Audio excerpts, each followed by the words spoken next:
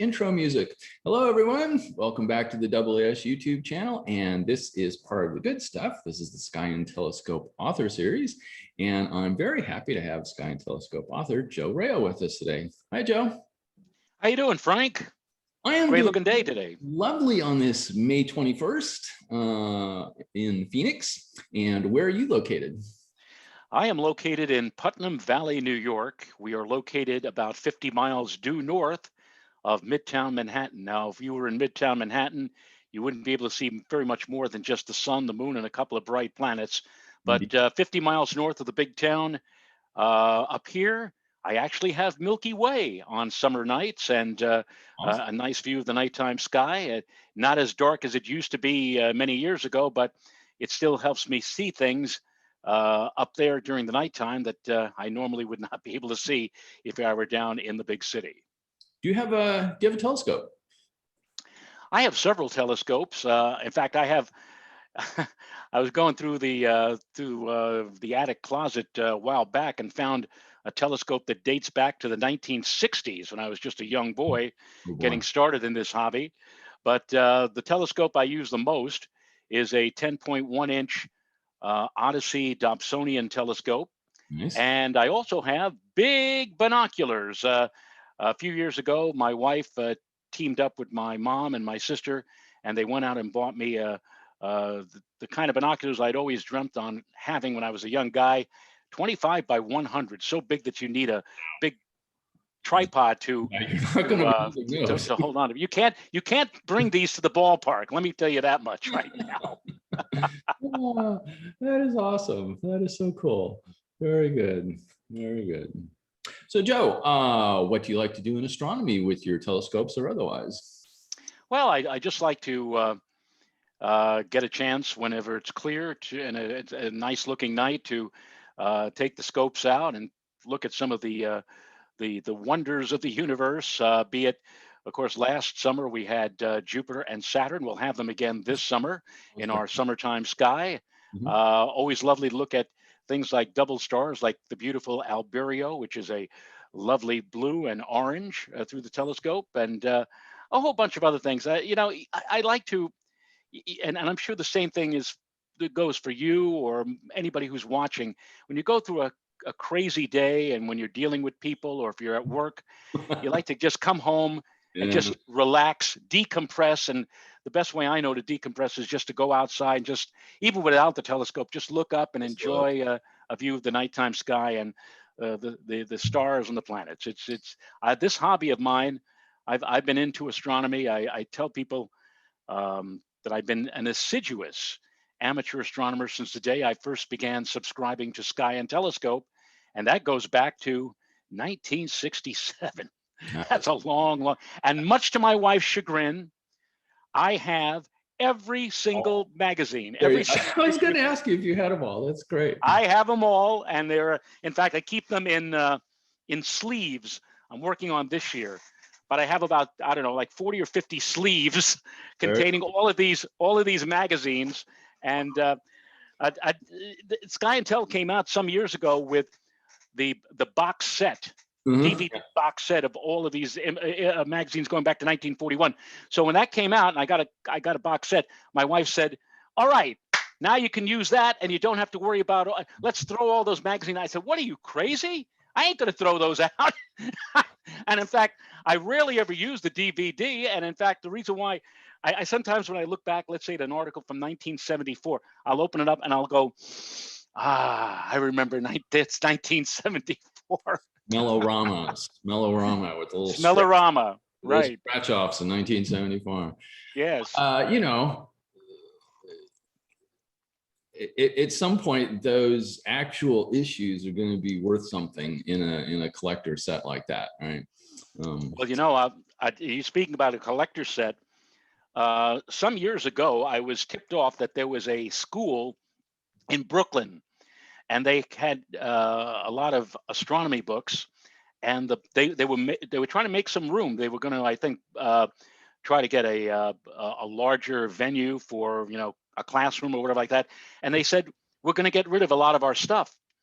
And my friend who tipped me off said, if you go down there tomorrow, we're going to have a fire sale. Get anything that you want, grab anything that you want. And one of the things that I grabbed, and I could not believe this, take a look at this.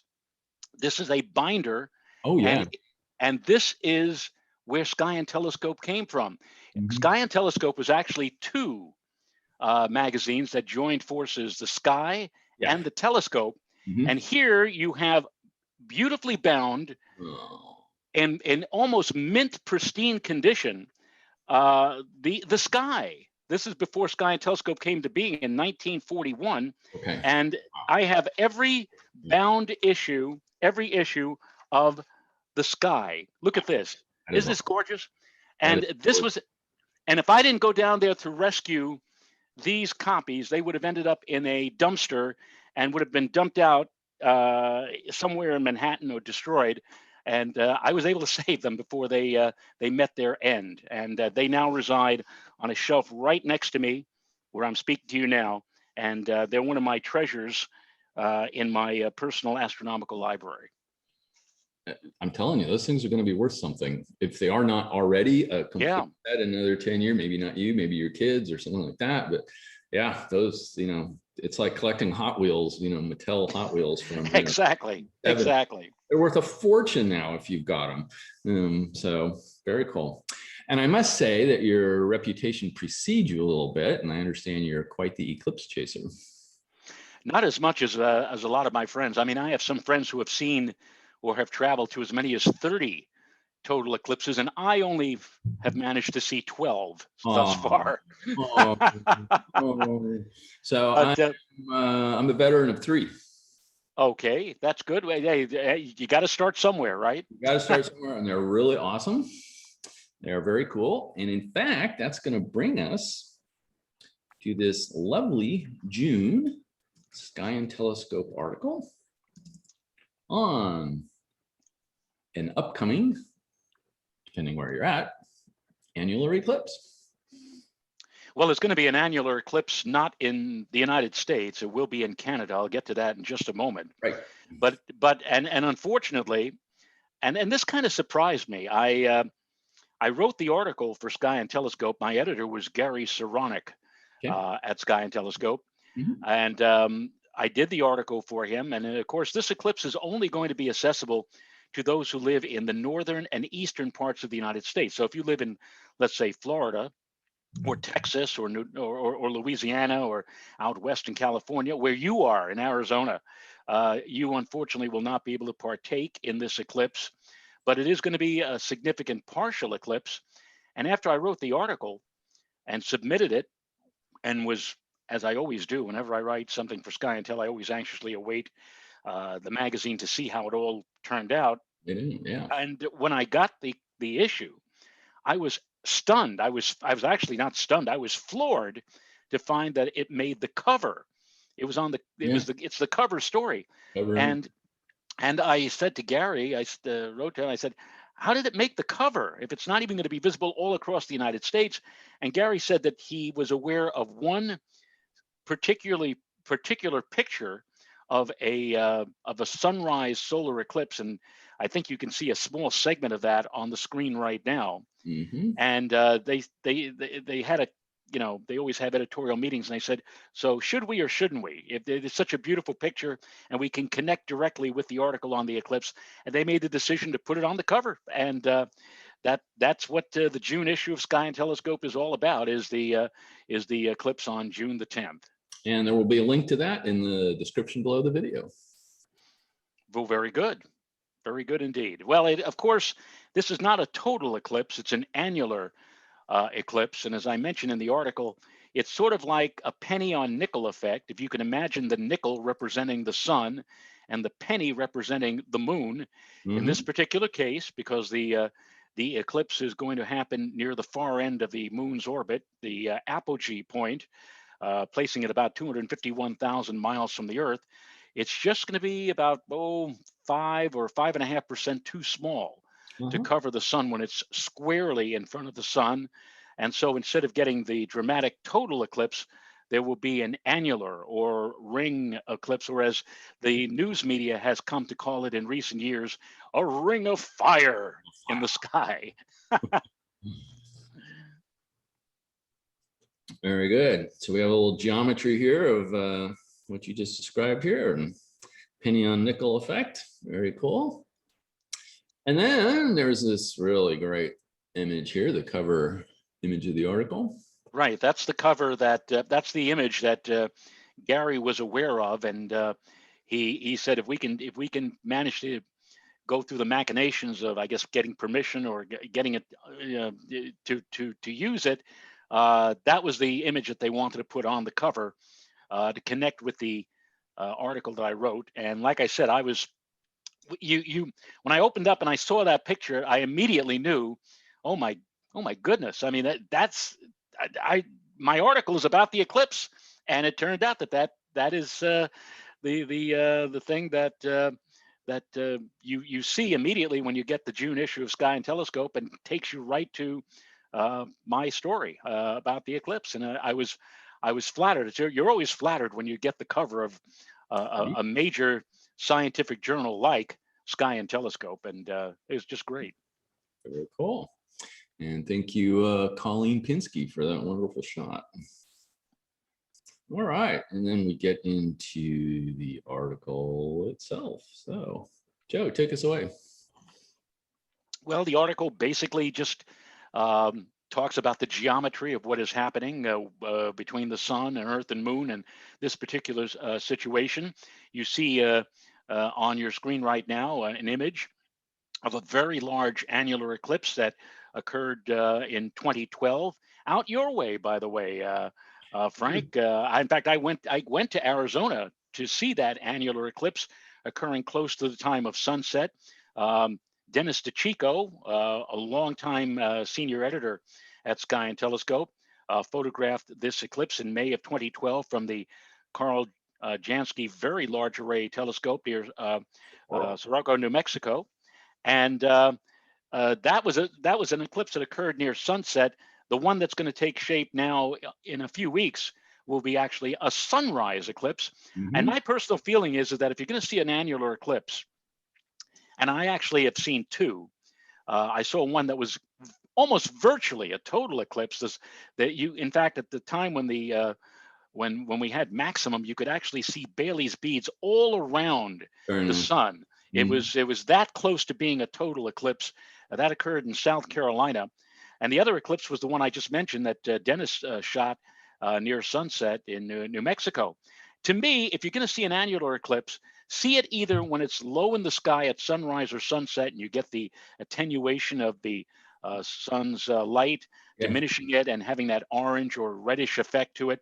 Because if you see it up and high in the sky, that's interesting, but really it's only going to get a little dim out there. The twilight effect. Again, that's interesting. But if you want to see a more dramatic effect, you want to see when that sun is going through all of this, when it's low, near to the horizon. And that, I guess, is the attraction coming up for the June eclipse, because in places from Toronto, Ontario, as we'll soon see, from Toronto, Ontario, south and east across New York State, this eclipse is going to come up above the horizon, not as a big red ball, but as a lovely scimitar or a crescent, or if you will, a horseshoe with pointed tips. And in this page here, we have the eclipse path on a broader scale across the globe. And what the funny thing about this eclipse, Frank, is if you take a look at that globe, the Earth during the eclipse is more or less pointed or directed toward the sun. The part of the Earth that's directed toward the sun is actually the Eastern Hemisphere, Asia, not here in North America.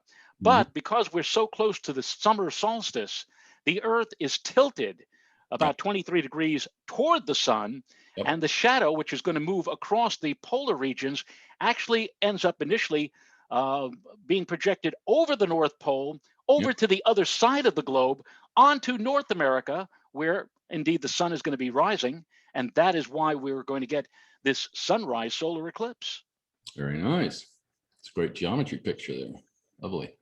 So the limit, very nice. And here, of course, is the timings, the table for a number of cities giving you the times of sunrise, the time when maximum eclipse is going to occur. And take note that the time of maximum eclipse comes shortly after sunrise. Yeah. And the magnitude of the eclipse, actually, I broke it down into two different versions for people.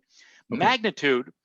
Magnitude is the fraction of the sun's diameter that is being obscured by the moon during the peak of the eclipse. And Okay. OPS is obscuration.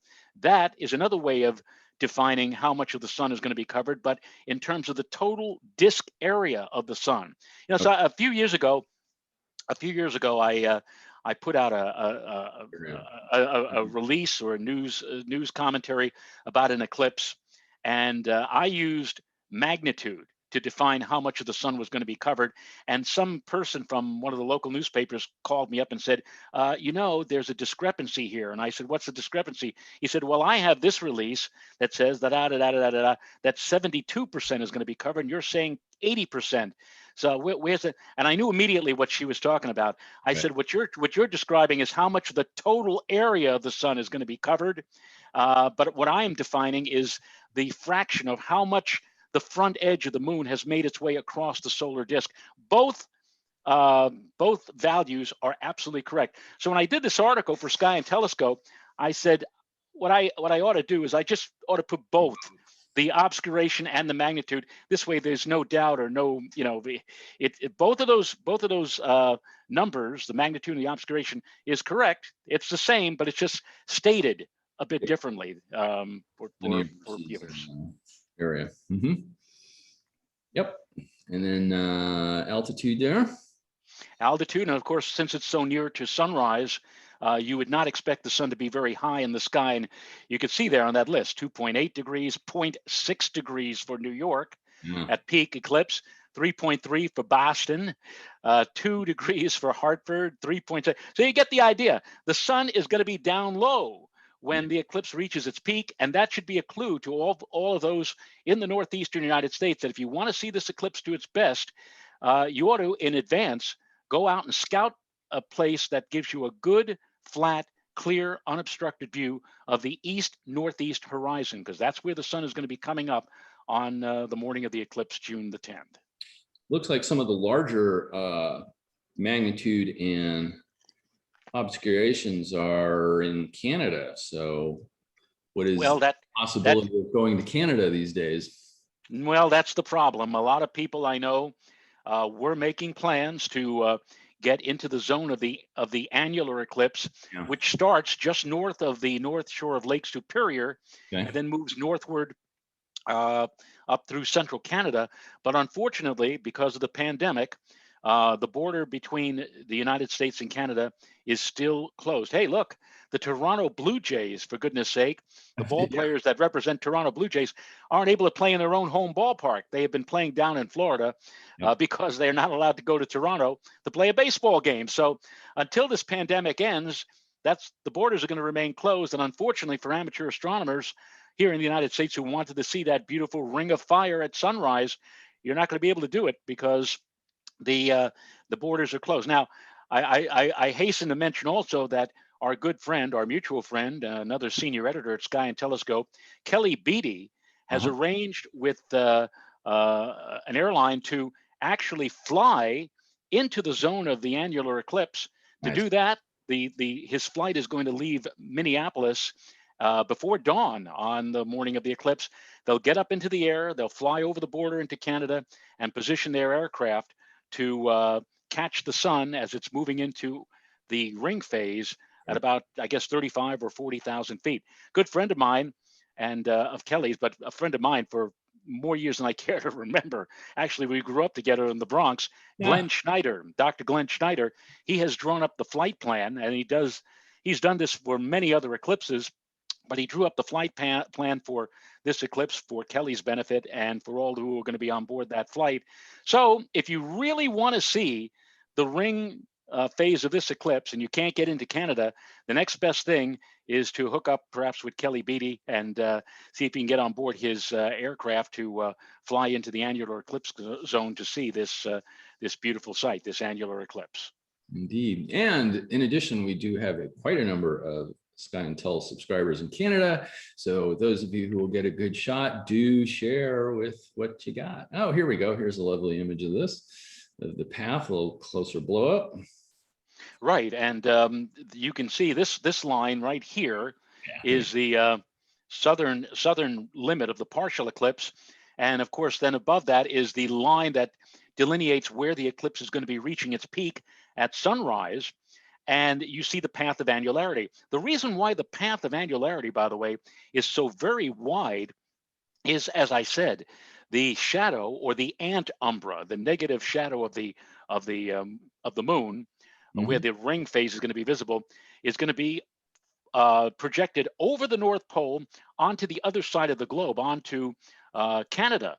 And because it's striking the Earth at such an oblique angle, Right. the path is so very, very wide. In fact, when it first strikes the Earth down here, again, right along the north shore of Lake Superior, it's going to resemble a shadow. The footprint will be something on the order of off the top of my head, I think it's going to be something like 1,000 by 250 miles. It's going to look like a cigar, and again, it works its way across the central part of Canada. Now, this zone right here, which is called negative path of annularity, is going to be very interesting to be in this area. This includes a part of the United States, Wisconsin, Minnesota, North Dakota.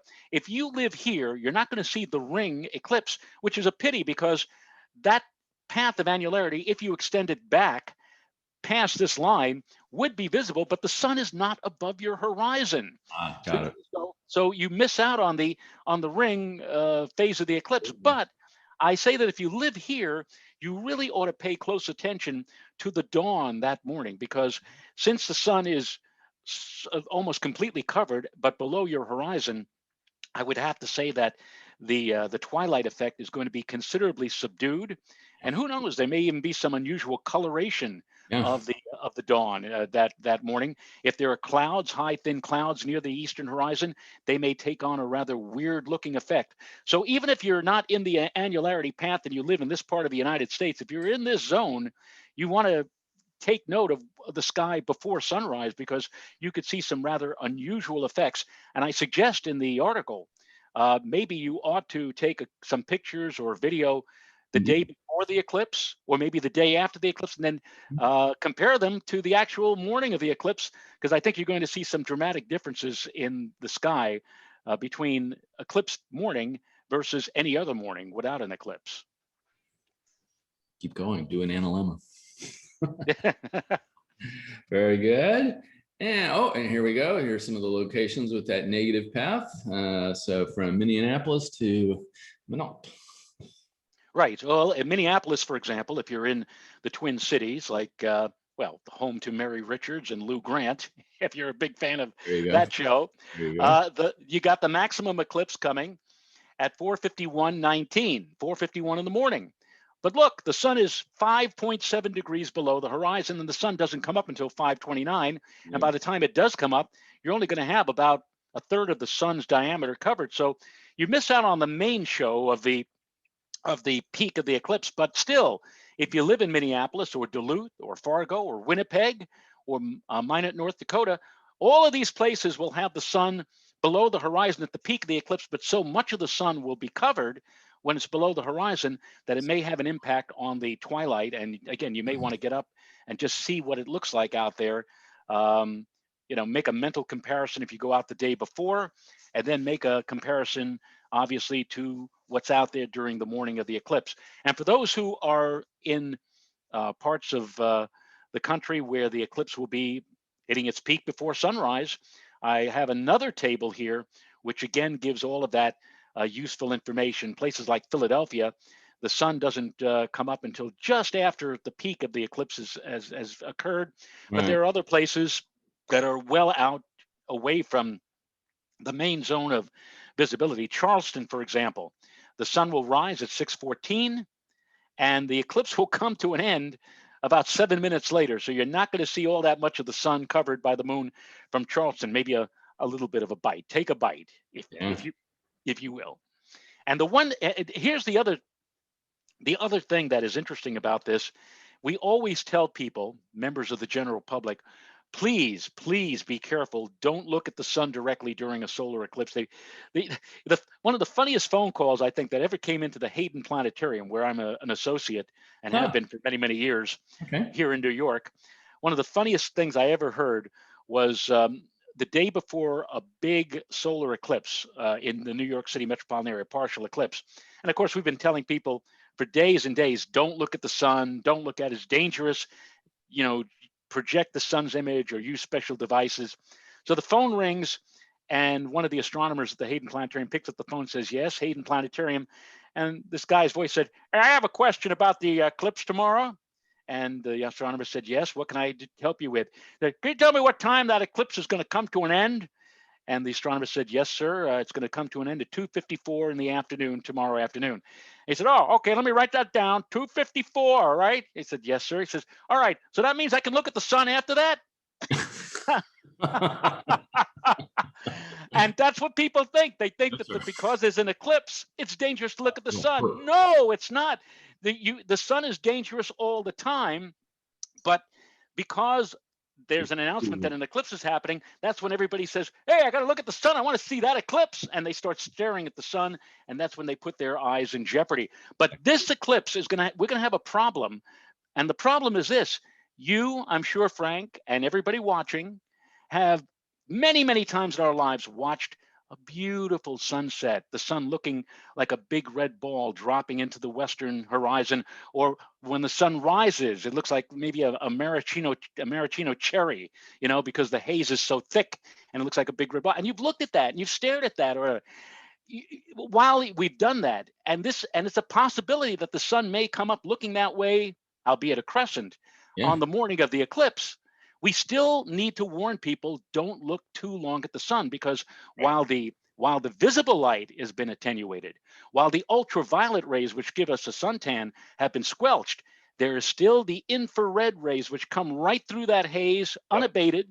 And still, if you stare long enough, and especially if you use binoculars or telescope, could cause some eye damage. So we have to be careful in telling people how to watch the eclipse on June the 10th, with the knowledge of knowing that it may very well come up like a big, like a cantaloupe slice of melon, but still, even though it may look easy and on the eyes, you still have to be concerned that the infrared rays are coming through and may do a number on your eyes as well. Indeed. And thank you for that public service message. Indeed. So I think you have a couple of little things you want to share. Sure, I do. I've been giving. I tell you what, I've been giving library talks around the northeastern United States, telling people about the subject of eclipses, and also alerting them to the fact that we have this event coming up on June the 10th. And so I prepared a quickie slideshow for all of our viewers here on the AAS channel, just to talk about this. Now, this is the view that I'm sure a lot of amateur astronomers would have hoped to have seen on the ground. And those of you who are watching from Canada and position yourself in the eclipse track, you will perhaps be able to see this. We in the United States will not, but it more or less will look like this beautiful crescent that will eventually morph into this ring of fire. Here we've already seen the path of the annular eclipse, and I mentioned that footprint. There's that cigar-shaped view of the shadow stretched out initially across the eclipse path, and it starts again near the north shore of Lake Superior. It'll move on up into James Bay and Hudson Bay, up continuing into Nunavut. I'm not going to have none of this, Frank. Nunavut, Canada. In fact, there's a place up here, up near the Ongava Peninsula, called Pangnirtung. Pangnirtung was in the path of the 1979 February 26th total eclipse, and now all these years later, Pangnirtung now finds themselves in the path of the annular eclipse as well. They'll get 3.5 minutes of annularity. Nice. Then eclipse northwestern Greenland. It goes all the way up over the North Pole. You know who lives at the North Pole, right? First castle to the left, Santa Claus and his elves. I hope Santa and Mrs. Claus are ready and willing and able to step outside that day and enjoy the sight of this eclipse.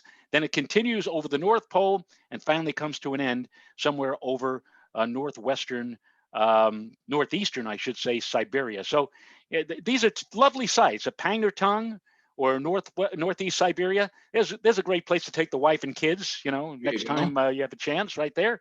Anyway, so that's the eclipse path. Here's an animation of the shadow as it moves over the Earth. The red zone is where the annular eclipse is going to occur. And of course, that broad area of shadow, that's the penumbra. And you can see it not only covers portions of North America and Greenland and Siberia, but also folks who live in Europe, places like the UK and Ireland, Norway, Finland. They'll be able to see a part of the eclipse, but closer probably to midday or late afternoon, as opposed to sunrise for us. Right. A different view. This is a map that was taken, just like the other map, I might say. I forgot, done by a gentleman named Michael Zeller, who has become a pretty well-renowned eclipse cartographer and has done a number of fantastic maps for a number of different eclipses. He has a website, which I urge all of you to check out, greatamericaneclipse.com.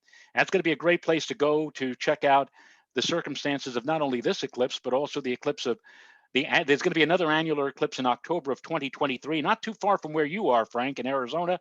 And also, of course, the great eclipse that's going to go across the eastern part of the United States in April of 2024, a total eclipse. Mr. Zeller has made a map of this upcoming June eclipse, and you can see right along this line, this is the sunrise line, you see the various phases of how the sun is going to rise like a crescent for Sault Ste. Marie, for Toronto, New York, Philadelphia, Atlantic City, Asbury Park, a lovely place to go to in New Jersey, Montauk Point. So this is going to be a great thing to see at sunrise. As I said, normally throughout our lives, we've seen the sun rise something like this, but on the morning of the eclipse, at least from right here in the New York metropolitan area, this is the view. And how many of us have ever seen the sun come up looking like this? A crescent sun. Get up early. It's near the summer solstice, so the sun is coming up as early as it possibly can. Sunrise in New York that morning, 5:24. Maximum eclipse, 5:32, just 8 minutes after sunrise. 80% of the sun's diameter covered for the New York metropolitan area. Watch quick. Make sure your alarm clock is set, because if you oversleep and you get up and say it's like 6:10 in the morning, you've practically missed it, because the eclipse will end less than an hour after maximum at 6:30 a.m. And just to show you, just to show you an animation of what it will look like, again, from New York. The interesting thing is that since maximum coincides with sunrise, the cusps of the crescent are going to rapidly swing around over a span of only 10 or 15 minutes. Come on, sunrise, where are you? Here you go. Right. Coming up, the cusps. Did you see how they turn? Rotate, yeah. And then as we continue with the eclipse, the moon will move off to the left or to the east, and that will be the end of the eclipse and New York's view. But again, a lot of places in the New York metropolitan area will get that chance to see this eclipse, weather permitting. Got the weather's always weather permitting. Yes. unless you're in that airplane, then you go above. That's another. For Kelly, the Kelly Beatty aircraft that's going to chase that eclipse, that's another good thing, is that when you're on an airplane, the odds are about 100% that you're going to see the event. Yeah, very cool. Very cool. Joe, I want to thank you so much for spending some time today and talking about your lovely cover article, Sky and Telescope article, and some of the extra materials about this upcoming eclipse. Well, thank you very much for asking me. It's an honor to present here on such a great organization as the American Astronomical Society, and in conjunction with such a great and wonderful publication in astronomy, Sky and Telescope. Indeed. Thank you, everyone, and we will see you on the next one. Bye-bye. Bye.